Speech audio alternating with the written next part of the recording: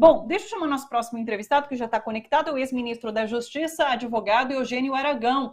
Olá, professor Eugênio, tudo bem com você? Como você está? Olá, tudo bem? Estou bem, enfim, trancafiado em casa aos costumes, né? Sem muita Na medida do alternativa com possível e essa. na resistência, né? Exatamente. Eugênio, vamos falar sobre esse novo inquérito aberto pelo Augusto Aras, depois de muita pressão ali do STF, principalmente da ministra Carmen Lúcia, né? Já faz um tempo que a gente tem comentado como é feia essa atuação, como é horrível essa atuação de Augusto Aras ali na PGR. São várias as investigações que precisam ficar provocando o PGR para que ele abra, de fato, esses inquéritos. E agora mais esse, pelos ataques que foram feitos, enfim, às urnas eletrônicas. Como que você tem visto esse novo inquérito? Já são vários, né? Já tem esse inquérito no STF, na PGR, no TSE também. Como que você tem visto esses vários inquéritos e principalmente agora a Aras abrindo esse novo campo de investigação? Ele não abriu inquérito, né? Para começar, ele abriu uma investigação preliminar. Seja lá o que isso é, né? Quer dizer, na verdade, uma sindicância sem culpado, né? Ele na verdade empurrou com a barriga, claramente, porque se é para abrir inquérito, o que ele tinha que fazer? Ele tinha que ir ao Supremo Tribunal Federal, fazer um relatório do que estava acontecendo, qual era a posição dele, e pedir ao Supremo Tribunal Federal para abrir o inquérito, porque esse inquérito corre no Supremo e não na Procuradoria, tá? E ali fazer proposta de uma série de diligências. É isso que se chama inquérito, tá? Agora, isso que ele fez, não. Ele abriu um procedimento interno que não está sob o controle de ninguém, né? Em que ele pode sentar em cima ou não, né? Ou seja, ele não fez nada. Rigorosamente, ele não fez nada. É uma maneira de desviar a atenção quando ele fala sobre essa abertura de uma investigação preliminar, né? Esse é o nome que se dá. É uma forma de desviar a atenção do inquérito. É um cala-boca. É um cala-boca. Na verdade, o que ele deu para a ministra Carmen Lúcia, em bom português, foi um cala-boca. Né? Ou seja, deixa comigo, não esquenta. Pronto. Basicamente Sim. isso. Só Agora, que... diga. Só que ele está entrando aí numa seara muito perigosa, né? Porque ele está começando a abrir o embate dele com o Supremo Tribunal Federal.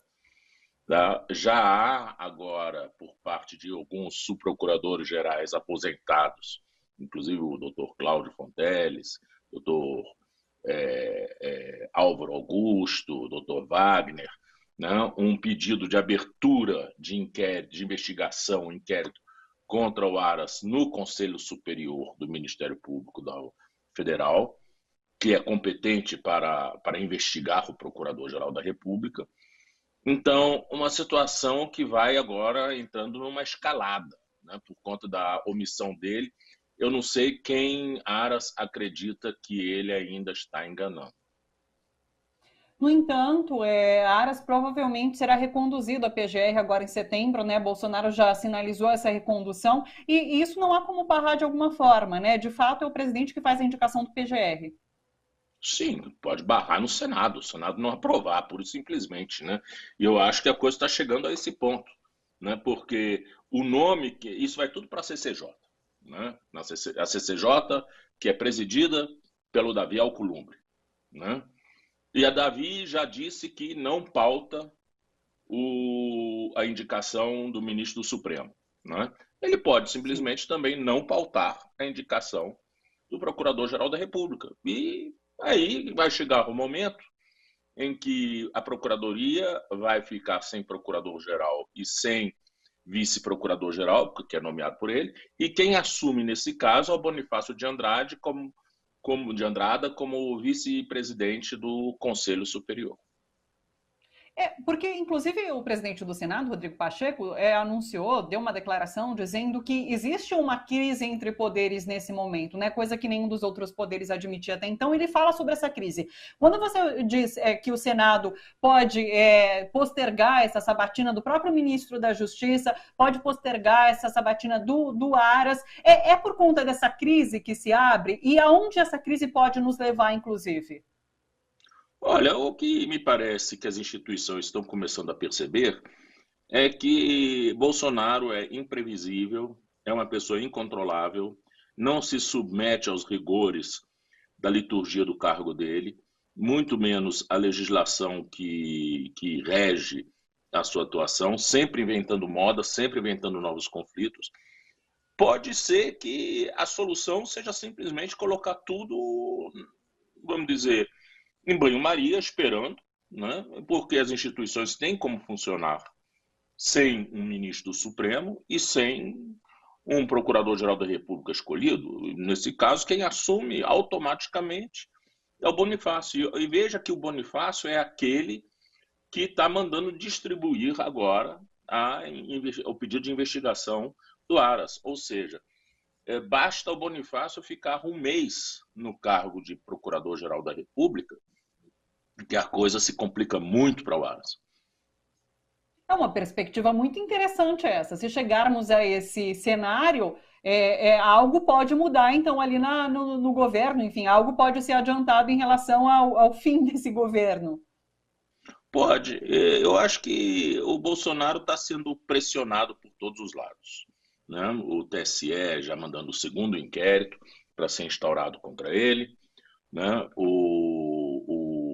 A prisão do Roberto Jefferson foi uma sinalização muito dura e isso pode ter consequências também para outros que resolverem ir nessa mesma senda da agressão aos ministros e ao tribunal, e isso pode valer inclusive para o seu filhotinho lá, o Carlos Bolsonaro, né, que a gente sabe que é quem manipula o Twitter e as contas de redes sociais do Bolsonaro, né? Ou seja, ali é um trabalho a quatro mãos, né? Papai e filhinho, né? Então, pode ser que ali saia alguma coisa muito desagradável para o Bolsonaro.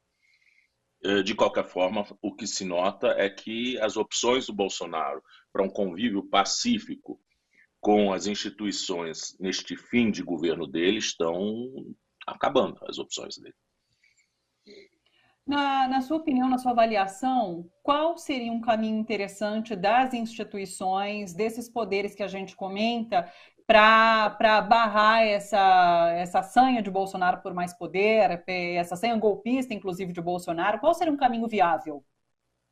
A primeira coisa seria esvaziar o Bolsonaro, né?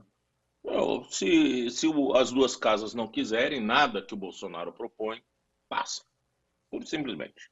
Né? Esvaziar Bolsonaro para obrigá-lo a conversar, né? A se tornar civilizado. Soube hoje, inclusive, por uma nota que saiu aí da Associação pela Amizade do Brasil e Portugal, das grosserias que Bolsonaro cometeu no almoço que ofereceu na Alvorada ao presidente de Portugal, né? Ou seja, isso são atitudes que envergonham o Brasil. Envergonham. Ele não tem atitude de presidente da República, não se comporta como presidente da República, se comporta, como disse um certo jornal português, como o tiozão do churrasco, né? Lamentavelmente, é isso que é o comportamento do presidente da República. Então, as opções estão se encerrando. Eu acho que todo mundo se fartou dessas ameaças, dessas grosserias, desses xingamentos, né?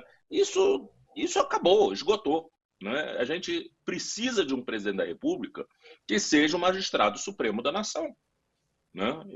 Seja qual for ele, né? Existe toda uma liturgia para ser seguida. E essa liturgia não é frescura.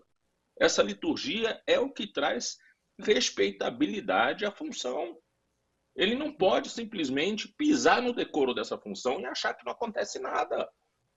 As pessoas precisam tratá-lo como presidente da República, mas para tratá-lo como presidente da República, ele tem que se comportar como presidente da República. Ele está se comportando como um moleque de rua. Eu acho interessante quando você citou ali Carluxo, o filho de Jair Bolsonaro, né? Porque a gente sabe que quando as investigações se aproximam dos filhos de Bolsonaro é quando ele chega e extrapola limites, inclusive. Então é aguardar para ver realmente o andar dessas investigações que se aproximam dos filhos de Bolsonaro.